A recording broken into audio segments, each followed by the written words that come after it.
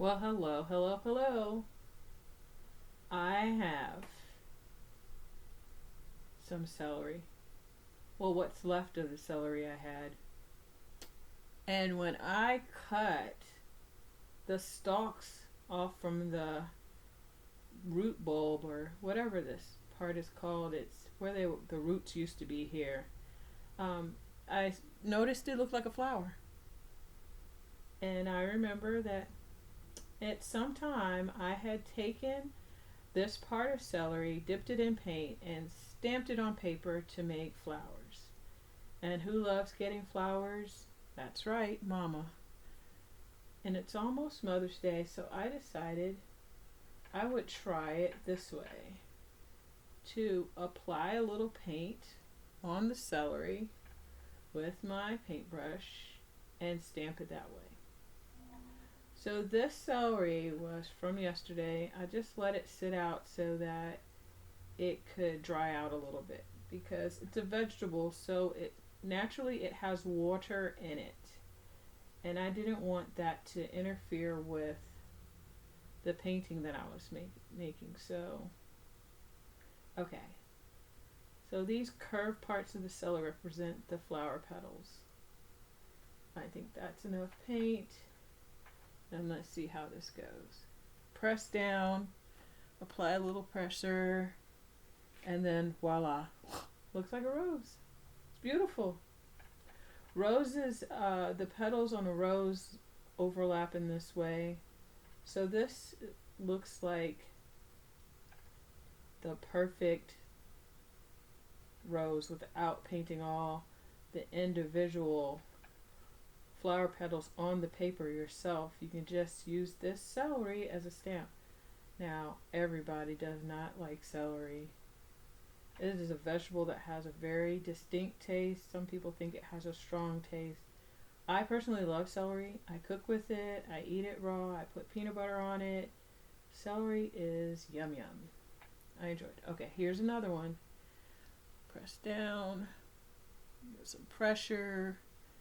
And voila. Oh, that never gets old. It's always wonderful. So that's one way to do it.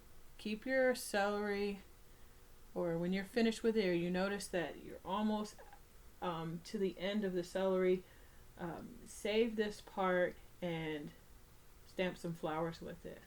Usually the celery in my refrigerator will last a long time, but what I tend to do is peel these parts off, and so the flower part will get a lot smaller. But this time I needed to cut all the pieces off, so I ended up with this, and it gave me an idea.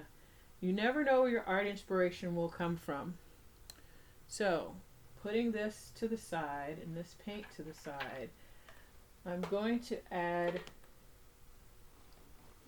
the stems and a vase to complete this picture. So I'll add a stem, a green stem, and another green stem, and I make them end at the same point because I'm going to add a vase. I'm going to keep this vase as simple as possible. The way to make it fancy is with the designs you put on there. So I'm going to come straight down. And notice I'm doing the same thing on both sides because this vase needs to have symmetry. And then I'm going to lean out on both sides. And then come straight down on both sides and connect.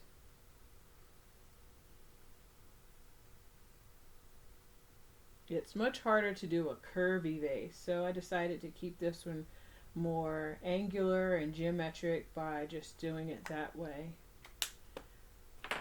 I'm going to add the tabletop, and I'm going to start right here so it doesn't look like my vase is sitting on the edge of the table, so it's further in away from the edge.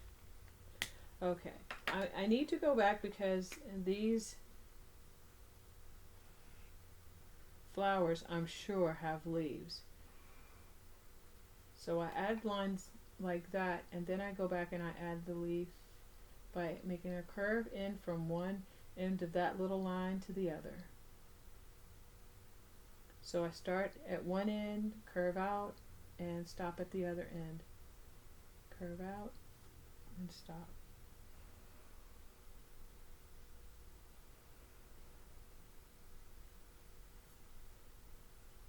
Okay, remember how I said you can make your vase fancy? Exactly what I'm going to do.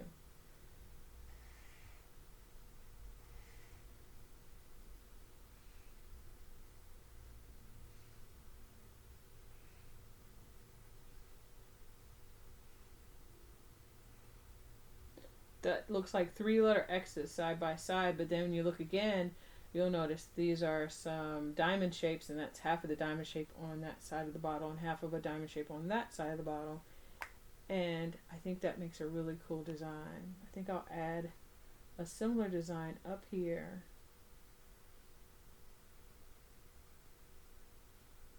And I make those X's touch one another at the top and at the bottom, and voila. And so I've copied that design, and so my vase doesn't look so plain. I can go back and color. I prefer to color with crayons. I'm funny that way. I really just don't like to color with markers. I really don't. Crayons for me don't leave as many streaks, and always fills in pretty good. So if you notice, I'm coloring in one direction and then I color over it again in opposite direction to get rid of all those extra white spaces. That's my technique for very neat coloring. So I'm coloring in one direction and then I turn and color in the opposite direction to get rid of all those extra white spaces. So Mother's Day comes and you might not be able to get to the store, and you might not be able to go buy what you would like to give her, and maybe you would love to give your mother a dozen red roses to show how much you love her. Usually giving roses shows appreciation or love. There's so many reasons to give flowers, and even it shows that you're supporting someone who may have lost a loved one, to show that you care. Flowers just, in general, yes, flowers just show that you care. Flowers show that you care. There's something beautiful that nature provides for us to show how we care about one another. I remember as a little one, even just going outside to try to find flowers that I could pick and bring home for my mother. A lot of times I'd end up picking dandelions, which are actually weeds. But it's the thought that counts. I'm sure my mother understood that I was trying to show her that I loved her when I brought those weeds home. That's sort of a white. It's showing up a little bit. Okay, but what happens if you don't have celery? What happens if you don't have a way of printing these flowers using the celery? I'm going to show you real quick how to draw these roses. You would think that drawing a rose is hard, but actually it isn't as hard as you might think.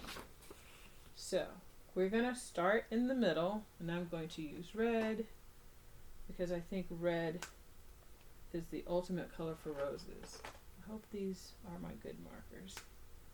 One of these reds doesn't work well, and I'm not quite sure which one it is, but I'll take my chances with this one. Okay, the first thing I do, I'm going to start with a little spiral. So I'm going to do 3 roses. So I'm going to do a spiral here, a spiral there, and a spiral there. I'm going to leave some space. And then I'm going to go around with curved lines just the way I see on the celery. There are little curves from the way that the celery ribs are shaped. So I go around and add curved lines there. Now, if you notice, there's a little space there between there, and then there's one that comes and it's like an almost an alternating pattern. So I'll add one here over each space. I'll alternate and add a curved line there.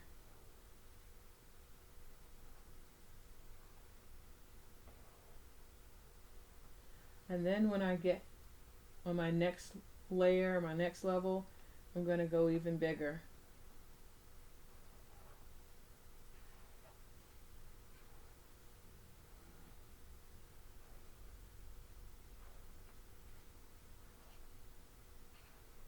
And then finally the biggest ones yet. Now make sure these lines are curved so they look flowerish. Okay, so I'm going to say those are my 3 roses. And it's not bad. Nothing beats celery. It's delish. And it's easy to draw. These were easy. I am very pleased. So I'm going to add 3 lines, and I am not going to make them perfectly straight, because stems usually are not perfectly straight.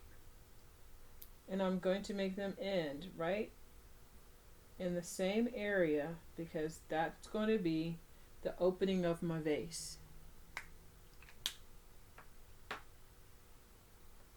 So I'll come back in and we'll do the vase again.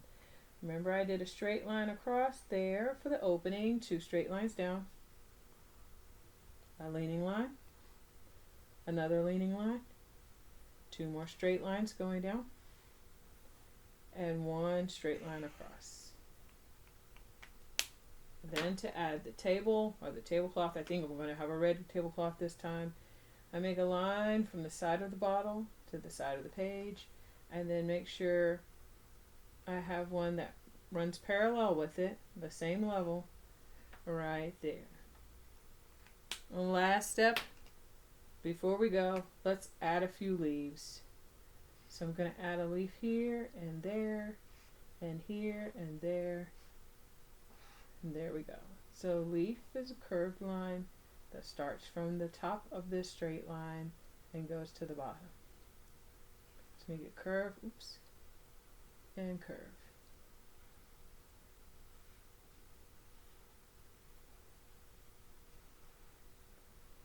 And I tell you what, if you really want this to look like a rose, add some tiny little triangles. Because you know roses have thorns sometimes. They don't always take them off. And they send them out in bouquets. I added them. I think that's wonderful. When I go back in color, you know me, I'm not coloring with the marker. I think if I color it with the marker, it would eliminate all of the marker marks that I made, to the point where I wouldn't be able to see all the wonderful details of the flower petals of this rose that I've made. You see where I'm heading with this? I think this has great potential to be a wonderful, wonderful Mother's Day gift, or an anytime gift for someone special. Because you remember what I said about flowers? Giving flowers is a way to show someone that you care. That you care that they're sad, or that you care and want to make them happy, that you love them. Flowers give wonderful messages, and I'm glad that flowers always send a positive message, an uplifting message. I love fresh cut flowers. There's always a vase of them here at my home. My husband makes sure of that. It's something he feels that he needs to do for me. And it does make me feel special, and it does make me feel happy. I don't often get roses, but there are lots of pretty flowers out there. We went with the roses for today because I was inspired by celery. Who knew vegetables could inspire art? It did. I cut it. I felt very inspired. So I'm going to keep coloring because I'm sure you're anxious to get to it. Find a piece of paper, and if you can't, find something to draw on. When I was a kid, I used to draw on anything. When you're saving those boxes and those envelopes from the junk mail, you can draw on anything that has the, turn it to the back side where there's no writing or print and make it special. Ooh, my hand is getting a little tired. This is good exercise for your little muscles in your hands. That's a good start for Mother's Day. So come back with me and create more cool stuff, guys. But in the meantime, practice drawing those roses and give it to someone you care for. To give it to someone, just give it to them and show them that you care.